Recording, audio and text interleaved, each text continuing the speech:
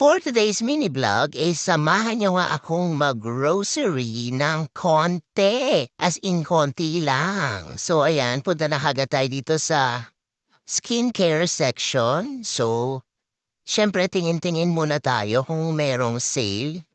Pero hindi naman pwede sa sale lang tayo aasa dahil kailangan ko talagang bumili nung ginagamit kong lotion. At ito yung Aveeno lotion. So dahil nga may skin problem ako, ito yung need kong gamitin at bilhin na lotion.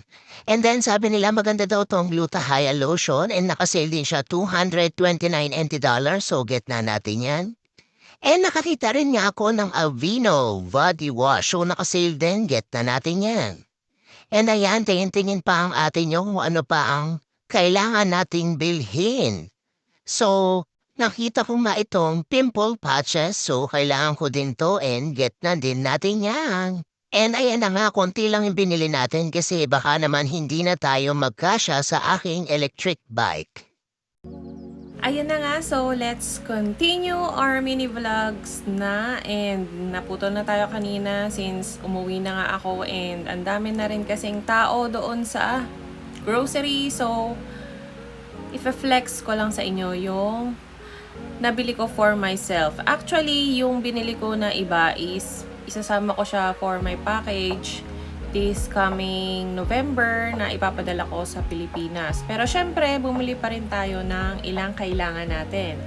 So, ang the most or pinakakailangan ko talaga lagi and hindi pwedeng mawawala or mauubusan is itong ang lotion.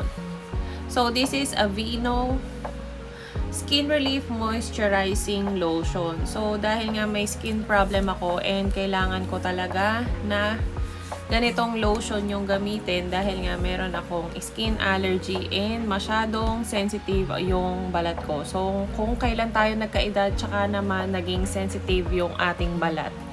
And then, nakakita nga ako ng sale ng kanilang body wash. So, ito, si Aveeno body wash na may kasamang small lotion or yung hand pocket lotion. So, pwede siya sa bag. So, maliit na size lang to for make it sure na kasyang-kasya naman siya sa bag. And then, hindi rin mawawala itong si Gluta-Hya or Gluta-Hya, Vaseline Gluta-Hya. Hindi ko alam kung paano i-pronounce, pero yun yung narinig ko sa iba. Gluta-Hya lotion. Dewy Radiance. Actually, na-try ko na siya before, pero gagamitin ko siya para dito sa aking mga braso. Kasi yun namang Aveeno is gagamitin ko siya for my legs kasi mostly doon talaga ako laging tinatamaan ng aking mga allergies.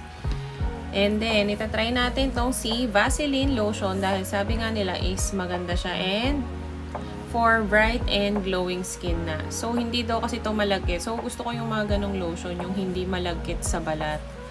And then, yung isa pang nabili natin is itong ang pimple patch. So, dito sa Taiwan, ganito yung mostly na nabibiling pimple patch. So, 26 patches na to and nakasale siya. So, 90 Taiwan dollars. So, 100 plus kung sa Philippine money. So, kasi nga hindi tayo tinatantanan ng mga pimples ngayon dahil nga sa paiba-iba ang weather.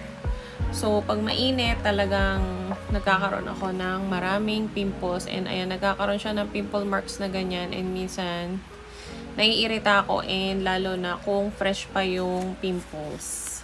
So, yun lang guys. Thank you for watching and bye-bye!